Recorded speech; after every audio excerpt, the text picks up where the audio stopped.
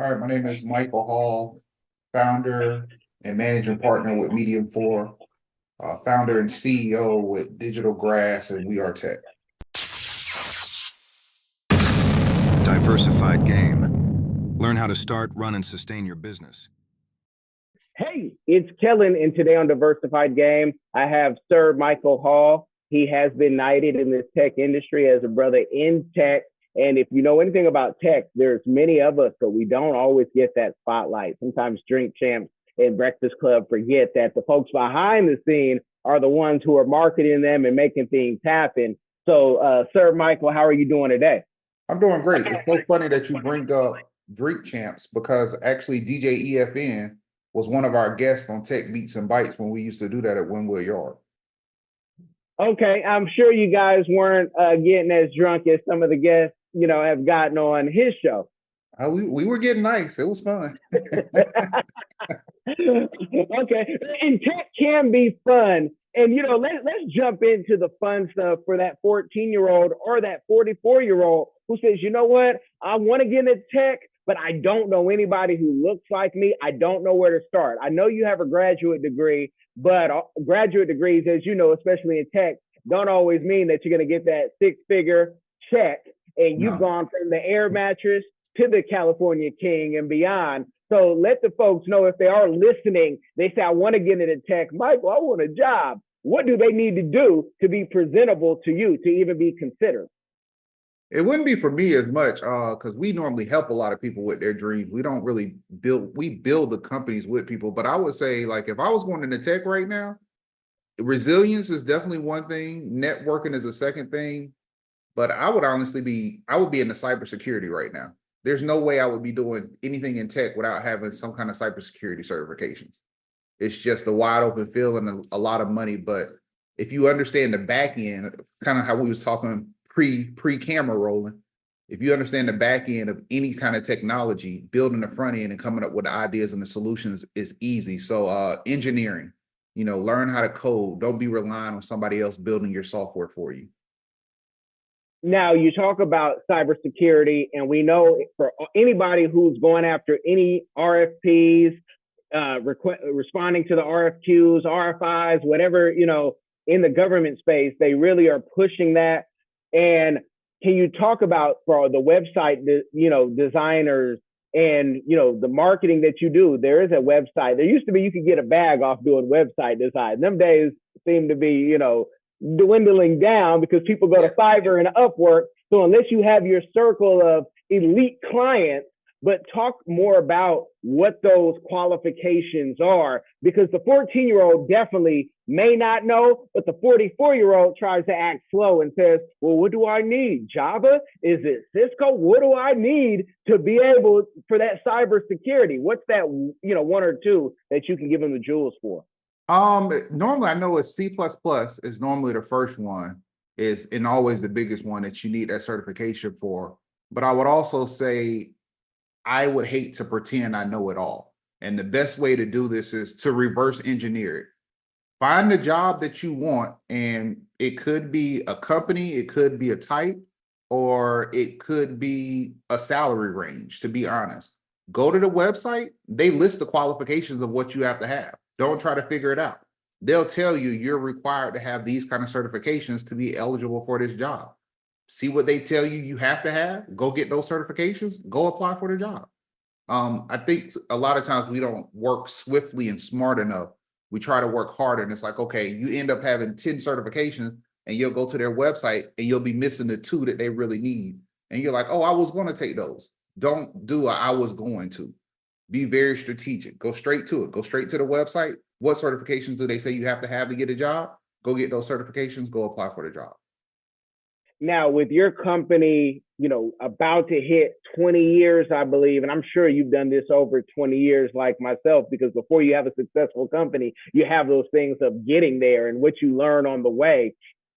What is something where the longevity that you've been able to see, the tide change, and you're still in the game where marketing, has changed, but some things have stayed the same? Like, what has kept you current and been able to keep clients and been able to keep a payroll in this, busy South Florida market?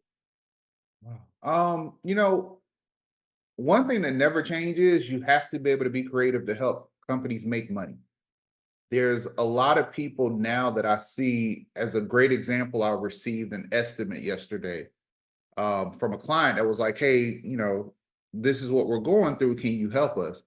And I would say about the first 20 pages of this 30 something page presentation was just them pulling apart Google Analytics, and it didn't have any rhyme or reason to it. And so you get to a presentation, and the presentation at the end, the estimate is like, well, you just need to redo your website. They don't mention anything about writing content. They don't mention anything about marketing strategies or advertising. Some people will just dress stuff up to make it pretty. And so all of that is to say, we focus on revenue-driven solutions. If you can prove to someone that your work, your strategies, and the things you do can help them make more money, there's no way they can say no. So if I can say, hey, your logo will make your company more recognizable, which will indeed bring you more customers, why would you say no to me bringing you more customers? If I say your website has a hot spot where everybody's going to find this particular thing on your website, but it takes them 7 clicks to get there, which is why it's slowing down your revenue, why would you turn down that kind of advice? So, it's one of those things I would say, you remove a lot of your emotion when you're trying to pitch something. And how we stay relevant is we look at every client as if we are a business owner. If we came in and we were now owning that business, what would we do to make more money? And sometimes it's not always visual marketing. It could be the messaging. It could be the approach. It could be the way they dress and present themselves. So you have to know a full business. And when you incorporate yourself in a lot of businesses, you learn more business acumen, not just to be a designer. Now, with that, the marketing piece, this is for the, PR, advertising, marketing. Sometimes for the novice, all get lumped into one, and sometimes you have to wear multiple hats. When you go to business and say, your logo could change this, or the clicks on the website, are you doing a full plan for them to show them past performance? Because a lot of people, they stop doing this business because they're like, I'm tired of writing this, templates and papers and showing people what can be done. And they may say yes, but how do you go about that? How have you gone through that journey when you're like, I know what I know. I don't even want to prove it to you. Just let me work. Like, how do you, deal with that? It's funny you say, I would say me personally, and our business is 2 different things. We go after RFPs. So you kind of get to do a wash and repeat. And for those out there, RFPs are requests for proposals, and requests for proposals are normally coming from government agencies or either larger corporations that once they spend a certain amount of money, they have to receive at least 3 proposals from different companies and organizations. So your portfolio and your proven work and your case studies are there. That's one good way. You can always develop case studies where you show this is where the company was performing when they started working with us. This was the improvement, and this is the continuous growth. And you hand that over. Because the mistake I would say that I made earlier and in my younger years of a business owner was I did exactly what you said. I would draw out the full plan. I would give them the concepts. I would give them the ideas.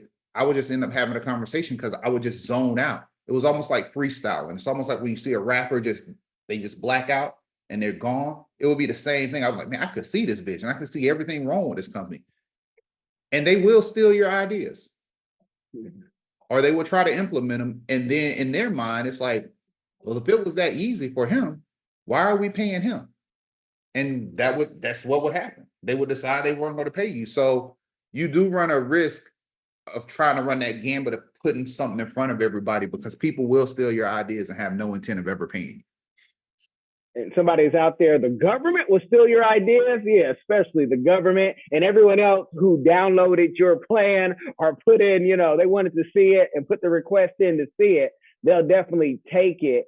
But, if going after the RFPs, then people say, who've gone through that journey. Oh, but I have to go through 10 just to maybe, get to the final 2. RFPs aren't easy. And then you have on the other side, the burn your leisure side of things. That's a different podcast. Where make it seem like, oh, RFPs will get you $100 million today and you'll have 100 trucks in a fleet. Talk about your journey with RFPs. And you don't have to let people know your business, because if RFPs, it's all public if they really want to know it, right? Yeah, I was about to say, I can't hide it. It's government, it's public domain. yeah. But talk about how you feel about that in the day where every podcast, everybody sounds rich, everybody's a philanthropist, they retired their mother, their brother, and even their children, where they don't have to work, which is the stupidest thing, if your children don't have to work. But, give us the real game on that, because I've had people like Eric Coffey on here even before I moved to Florida, and he said it. He's like, I've had to pay the government $1 million back once or twice because things change in the government. And if they say no, if they say we're doing something different, things change. So can you talk about your experience? I appreciate the fact that you're exposing what I would say the truth. There's a deficit of that reality versus how many people that happens to. Now, are the things that you hear on EYL when people talk about that, are those opportunities true? Absolutely. But I think educating people is very, very good. My father worked with the Department of Defense, and he's fulfilled a lot of RFPs. He's actually a partner in a cybersecurity company, and he built one of the programs requested and helping engineers work for DoD. And he had a program that was recognized by the Pentagon, doing exactly what we're talking about: diversity, inclusion, and fulfilling RFPs. And he's done great, but unfortunately, he's done great for other people. He didn't own the companies. And when you look at it, those opportunities are very slim, and it's a network. It may not be the good old boys network, but everybody doesn't break through. Just because you're 8A certified doesn't mean you're automatically going to get money. Like in our sector, there isn't a lot of 8A opportunities because of what we're doing, but those things are heavy on relationships. I've had someone in the game, we've only been in the 8A certification program for about 2 years now.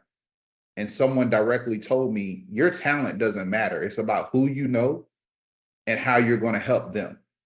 So you can't overlook partnering with larger companies where they get a percentage or they get a kickback. A lot of 8A companies might be the primary, but they're doing secondary of the work. And what I mean by that is they might be the face of it.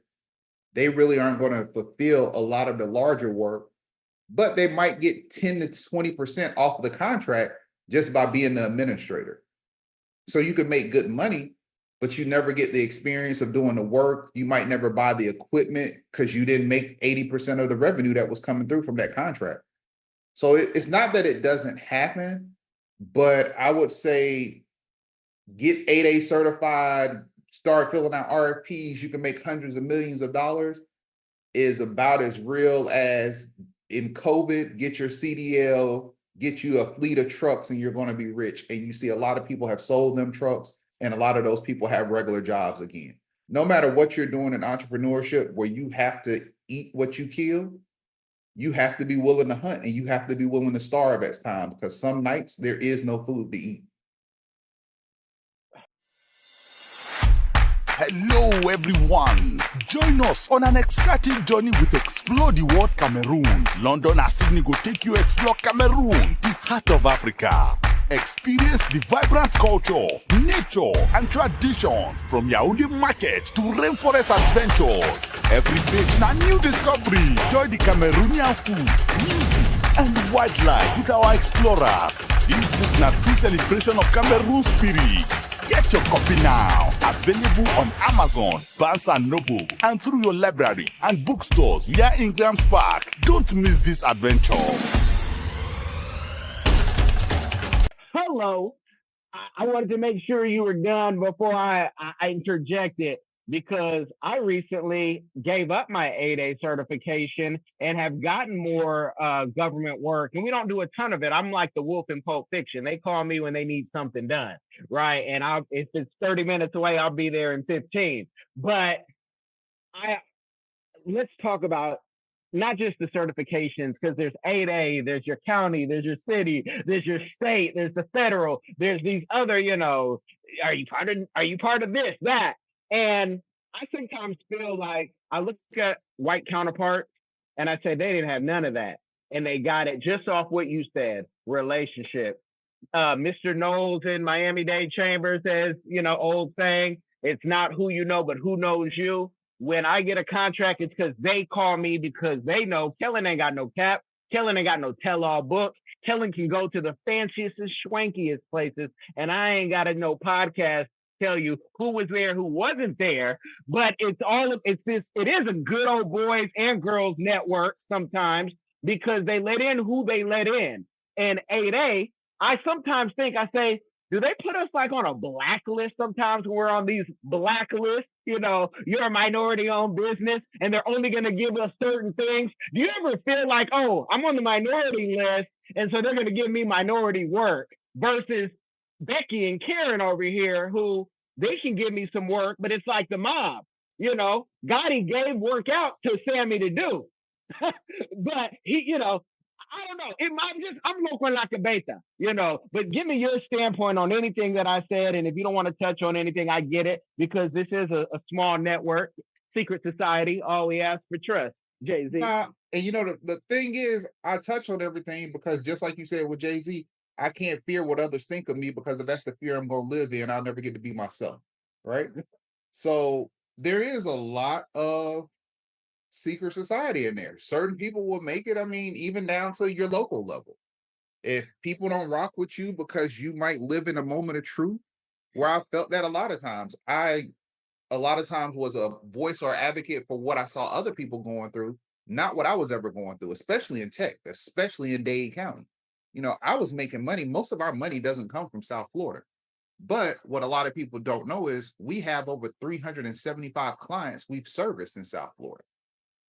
So when I still had people coming to me saying, well, what exactly do you do? I don't know. Go talk to the other 300 companies and ask them what we've done for them. That's what we do. Because that's what you're coming to me for. So when you look at things of that nature, when you start talking about 8A programs, it's even more like that.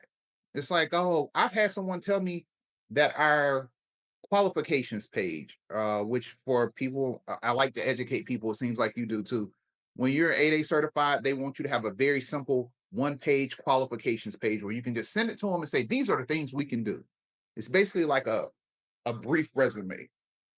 We had someone tell us that ours was too complicated. We did too much.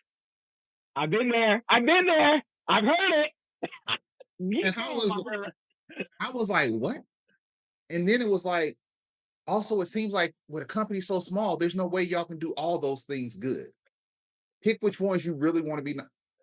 But I've done all these things at a high level for major companies, Fortune 100 companies, but you have to dumb yourself down because that's how the government works. So it's a different kind of game. You're not playing the game that you think you're playing. You're definitely not playing a private sector game, but they will boost who they want to boost. And if you make it work the right way, I don't know it, and maybe you know it, Kellen, but I would love to see what that success ratio is rolling out of 8A to just getting those big boy contracts in government. And like you said, I don't think it's a mystery. They have set aside contracts. They have contracts that they're like, okay, we're going to give this to our minority owned company. Those contracts are never greatly largest. The biggest blunder I've seen was Jacobs Eye received $100 million plus contract, or it might have been 36. It was a very large contract. It was one of the largest marketing contracts for the Air Force Reserves. And they messed that contract up. I worked with them. And I'm telling you, I saw things that you were like, how are you messing this up with this much money on the line? And how are you getting more contracts when you mess it up and others clean it up for you, but you can get another contract after that? You don't, because those opportunities go away.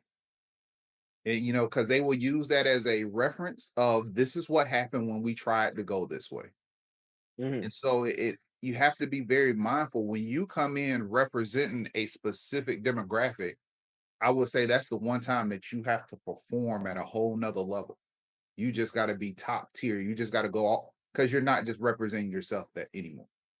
Those are the meetings you show up on time for. Those are the projects you turn in 20% before the deadline. And what I mean is, for everybody listening, it doesn't mean you turn in 80% of the work. That means if it was due on a Friday, you turn it in on Tuesday evening. You want to always be ahead of your game, because the truth of the matter is you're not operating at the same level of your, as you said, your white counterparts. You will have to work twice as hard to be looked at equally. And that's what they expect. And you can't change that game. So I would say that touches on most of it. If there's anything I missed, you can readdress it. But to be clear with you, I've probably been silent just to be as vocal as I am now, because most people don't like to tell the truth of what's going on, and I have nothing to hide from.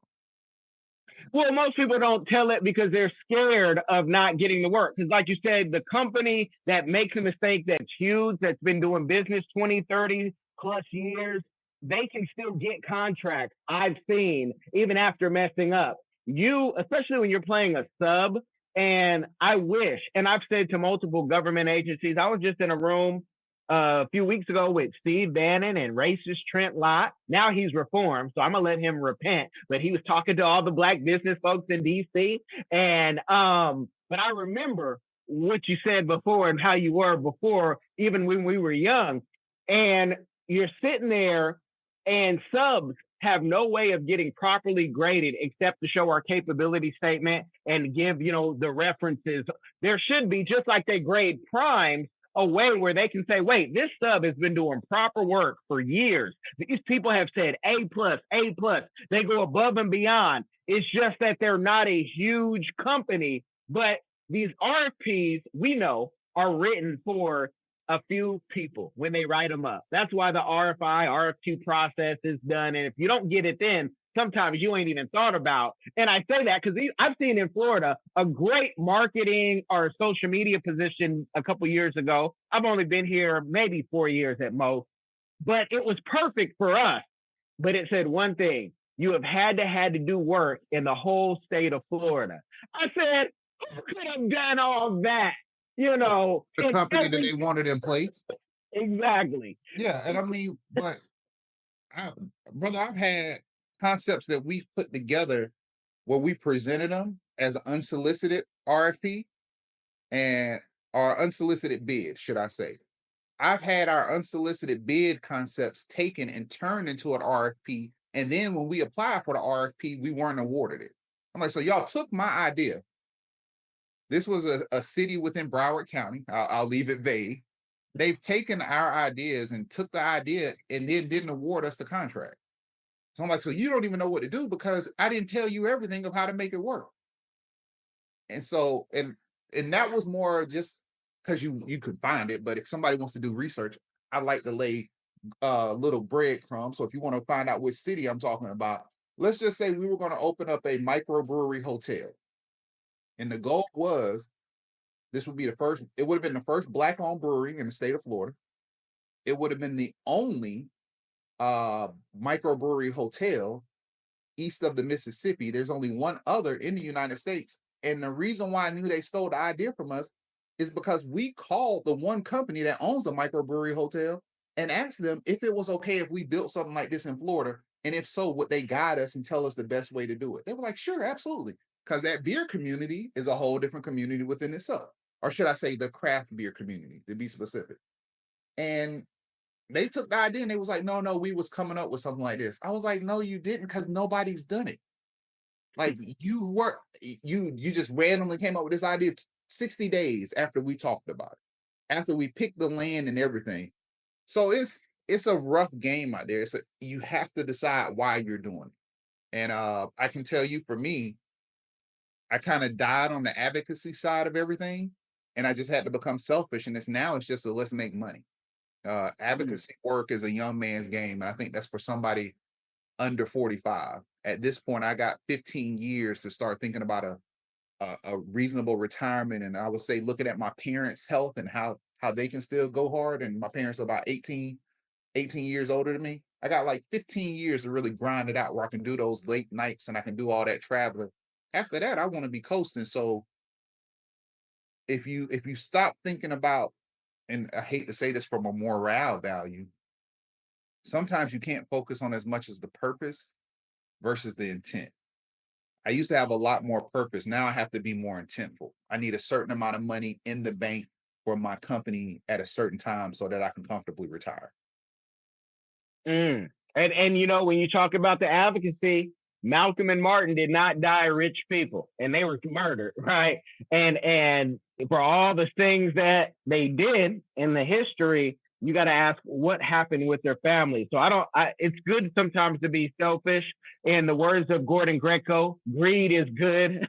With in a box, but we Black, so we naturally have to think about the community because you're doing great to somebody in your family who knows you when they say, man, I can't even pay my rent. They don't Right. know if you can pay your whole staff in the next 3 months. They don't care about that. You can eat right now. And that's what starving people care.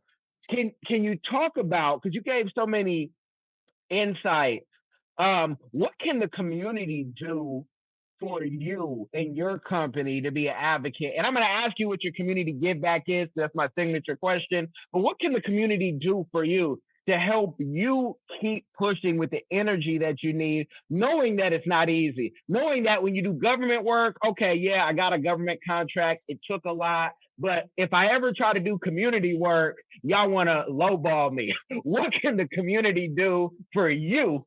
I know you've had the, hey, what can you do for $500? I know you've had that, conversation with somebody. But what can they do for you to help you? And then please go into your community give back. I would say the first thing is for $500, I can do $500 worth of work. But for $500, I can't give you $10,000 worth of work. So you have to know the value of what I bring to the table. The community, I think, besides we have to get back into it when we wrap this up. Like you said, who referred me to you? The community failed just like they failed everybody else. And what I mean by that is when you hear people say, if you have a product, just know that your product is most likely going to take off by strangers, not by the people that know you. The people that know you, they become dependent on you. And sometimes even with the people that know you, you still have to stay top of mind. There's plenty of calls where I've posted something and they were like, oh man, I was just about to design a logo. I forgot that you did that. Let's get on the phone. And it's like, you forgot I design logos? Like you go to my website, it says exactly what you forgot I designed. Well, oh, cool. But then I've had people I've never met. Like the call I got Sunday, it wasn't even a call. I got a LinkedIn message on Sunday. Someone I think I've met once in my life, lives in Atlanta. We've talked virtually for maybe 10 or 12 years, just as friends, probably over that. Went to her boss and was like, hey, I don't think we're getting a good deal. I know someone that does this for a living. I'm going to reach out to him. That's someone in Atlanta, Georgia, not someone that used to see me every day for 17 years that I've lived in South Florida, not someone that I've actually ever performed work on. If we treated each other like celebrities, which would be, or if we were addicted to the candies that we like to call them, I call them the candies being likes, comments, and shares, because we have a dopamine attached to social media. If every person I'm talking to you and you've only been there for 4 years, if every person that you know that has met me or I've done work for their company, and I'm not talking about even the donated work, I'm talking about a cryptic message I put out less than a year ago. There was a cryptic message that I put out where it listed all 428 clients that's ever touched our QuickBooks account. Now, for some people, they might be like, what does that have to do with anything? If they're in QuickBooks, that means they paid us to do work. That means I'm not making these things up. I can't make these clients up. There's been an actual transaction of money for service. Out of 428 of those, the number I gave you earlier, over 350 of them were within Palm Beach, Broward, and Dade County. If every one of those clients just simply said, MediumFour did this work for us, we were satisfied, and it helped us this way, I would be rich. I feel it. And I'm not saying that I'm not doing good, but I would be rich because you would know what I do. And I'll take it even further. If every client we gave a discount, or we gave services to for free because we were trying to come up.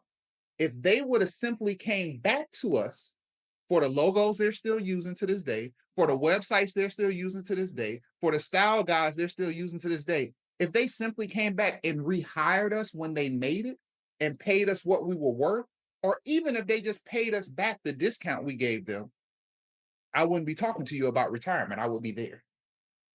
Hello. Hey, I feel it. And you know, I know you have a podcast.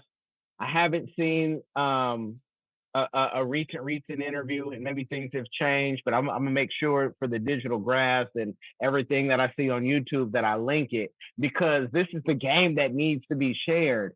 Because at the end of the day, people will say, "Hey, you did great work," but did you pay him for it?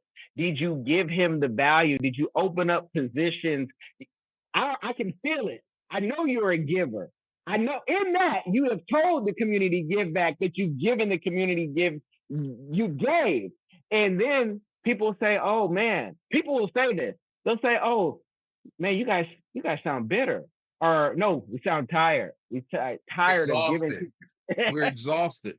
Now, even with your community give back, Mhm. we used to do office hours at CIC. We would open up, and if you showed up, we would have Latoya Sturp, who is now running a multi-million-dollar company with cosmology. My business partner, Dante. We would have Alicia Daniel, who was a lawyer, barred in 3 different states, and now running a very successful estate planning law firm.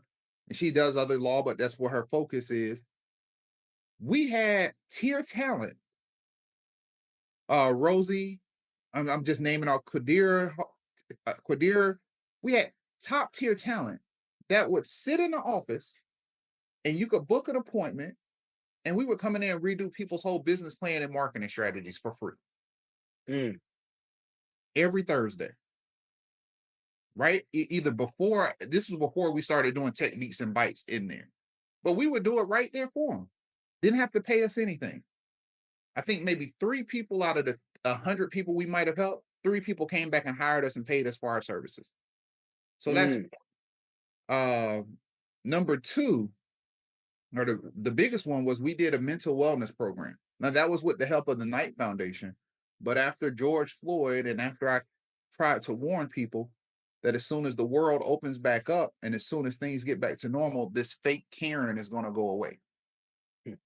And I mean fake Karen interchangeable, Karen and Karing, because it was the only thing to talk about. There was no sports, there was no news.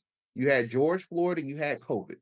So people attached themselves to this effort of saying they were going to uplift the Black community and we care about mental wellness. We got funded for 1 round of that. We helped, I think, around 60 entrepreneurs.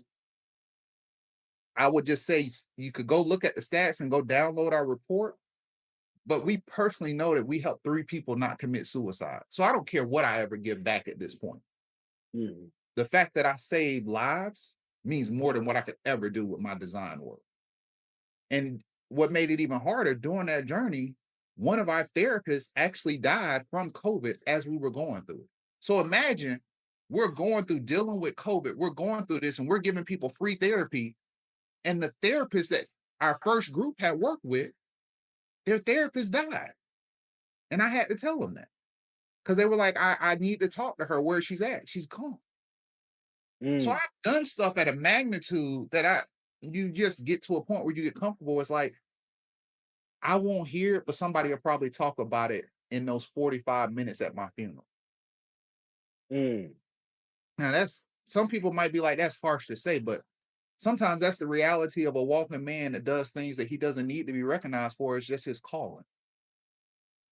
So I may never hear those thank yous. Now, or you may never hear them yourself. I get them in text messages. I hear people say, you saved my life. I've heard tremendous things that will probably never be seen by the public, but at some point, like you said, you come in and I can still bench 400. I can still squat 3 something. But at some point you come in and you drop your hands and your shoulders slump and you just realize I don't need to fight that no more.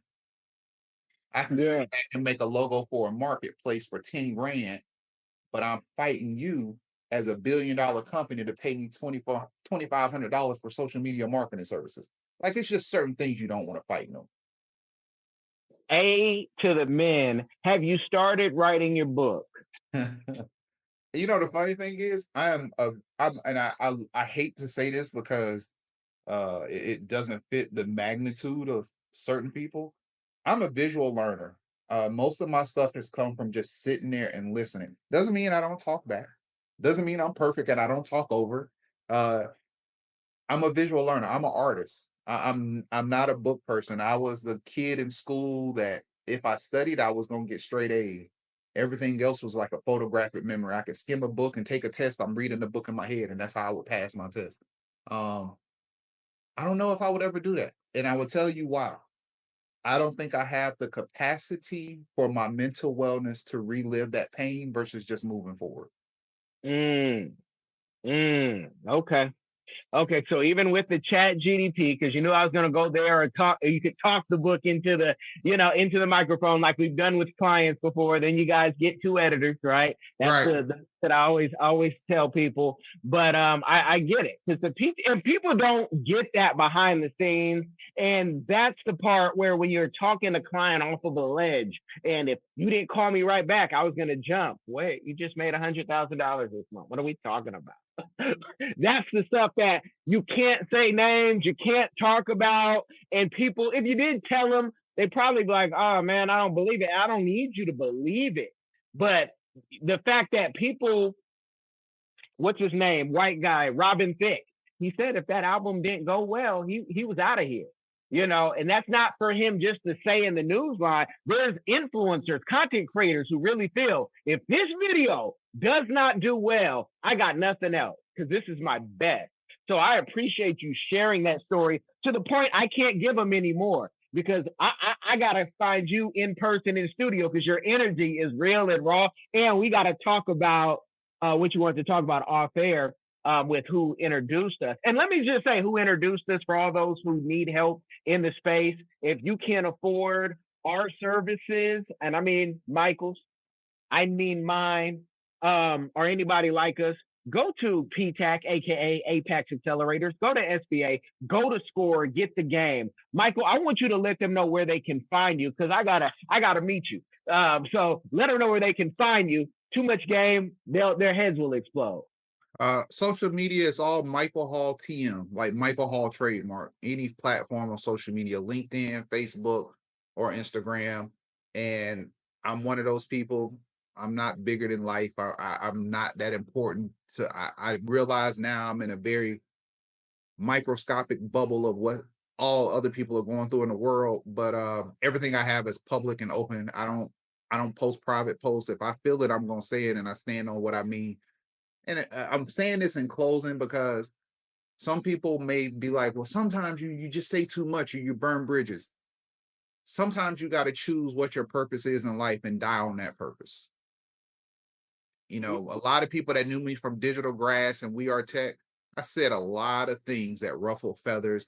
And I know I kind of ostracized myself some from that community. But I want it to be clear, and I'm saying this on your platform because maybe you'll cut this segment for people to hear. I didn't do what I did for me. Every time y'all saw me in tech, most of that stuff was with Knight Foundation money, and I was helping people. All the time I was saying, and then you just thought I was angry in tech, I was still running a multi-million-dollar marketing business that most of y'all don't even know the name of to this day, which is MediumFour. I never did anything in tech for money. It was my giving back from watching my father do it, watching Sharon Letman do it, watching those that came before me pave the way and give the opportunity.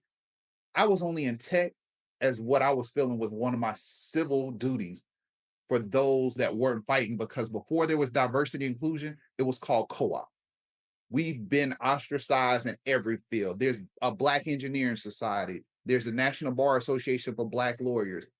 What tech adopted for diversity and inclusion had already been done in sector for doctors. It's been done in every other sector.